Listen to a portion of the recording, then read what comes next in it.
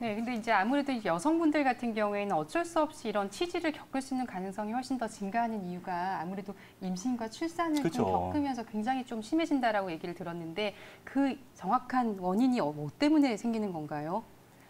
일단 여자들은 변비 아니면 임신이거든요. 치질이 생기는 네. 게. 이제 임신에 대해서 말씀을 해주셨는데요. 임신을 하면 일단 태아가 안쪽에서 자라면서 장을 압박을 하게 되잖아요. 그렇죠. 필연적으로. 네. 장을 압박을 하니까 대장이 눌려가지고 결국에 끝단이 부풀어 오르게 되는 거죠. 풍선도 꾹 짜면 끝에가 뽕 나오잖아요. 그렇죠. 그거랑 똑같은 이치예요.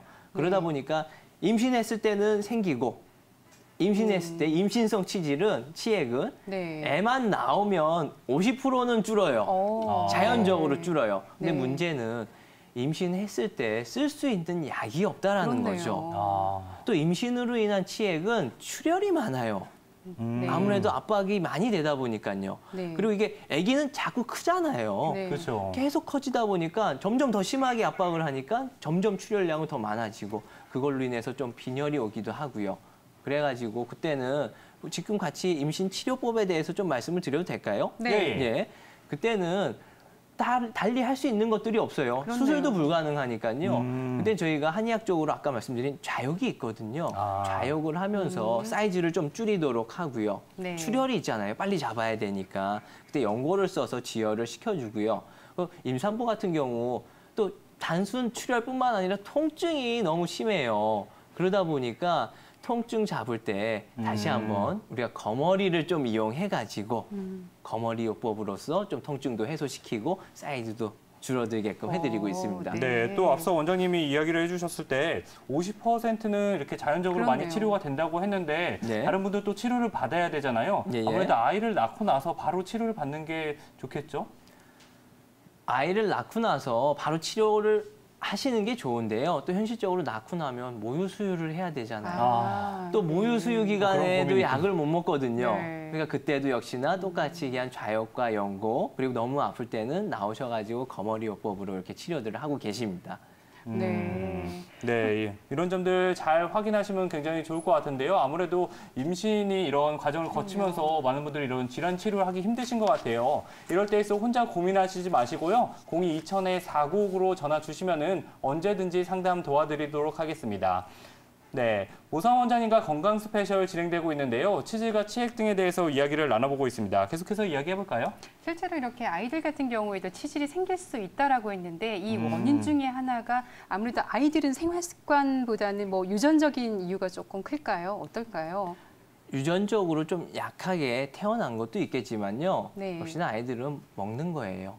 변비로 인해서. 네. 아니면 배변 습관이 잘못돼서 자꾸 힘주다 보니까 나오지 않는데 자꾸 힘주다 보니까 쏙 빠지는 경우가 많거든요. 그러니까 아이들 같은 경우에는 변비에 걸리지 않도록 그것만 주의해 주시면 아이들 같은 경우에 소아 치질은 좀 많이 예방을 할 수가 있겠습니다.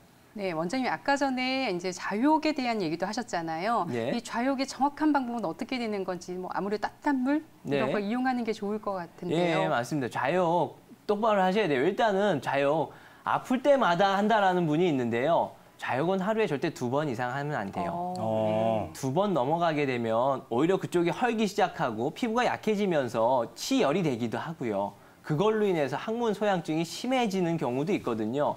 좌욕은 하루에 1번, 밤에 주무시기 직전에 하거나 아침에 일어나서 뭐 대변 보고 나서 아플 때 1번 하거나 예외적으로 치액이 이제 너무 심할 때는 뭐 대변 보고 1번 하고 저녁에 자기 전에 1번 하고 이런 식으로요.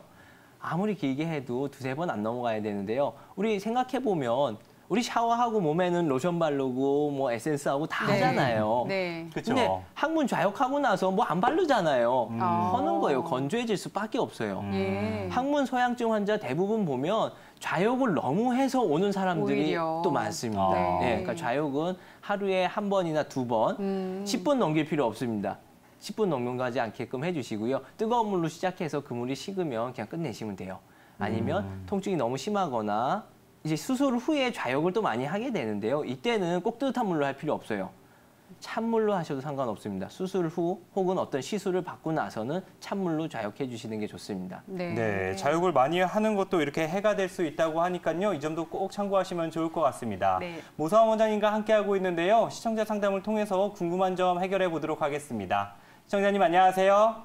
네, 안녕하세요. 네네, 시청자님 어떤 고민이 있으세요? 네, 지금 변을 볼 때 네네.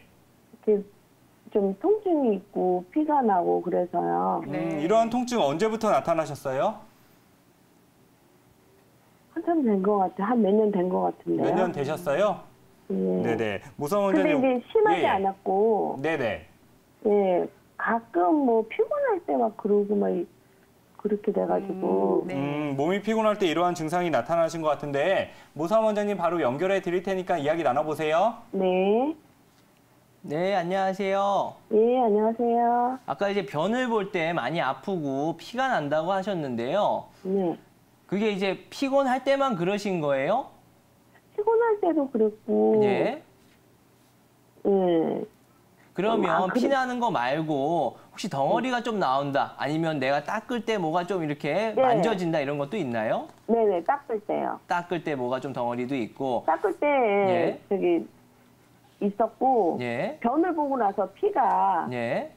이렇게 변기 안에 변이랑 예. 같이 이렇게 있는 거를 제가 봤고 그래서요. 아, 지금 통증도 피가 있고. 그냥 묻어나는 정도가 아니라 변기에 좀 흥건히 있다는 예. 말씀이신가 보네요. 예, 혹시 술을 좀 드시나요? 아니요, 술 안 먹어요. 일단은 제가 얘기만 들어서는 이제 치액이실 것 같은데, 여보세요? 네, 예, 치액이실 것 같은데 그때 혹시 따르게 진단 받아보신 적 있으세요? 아니요, 없거든요.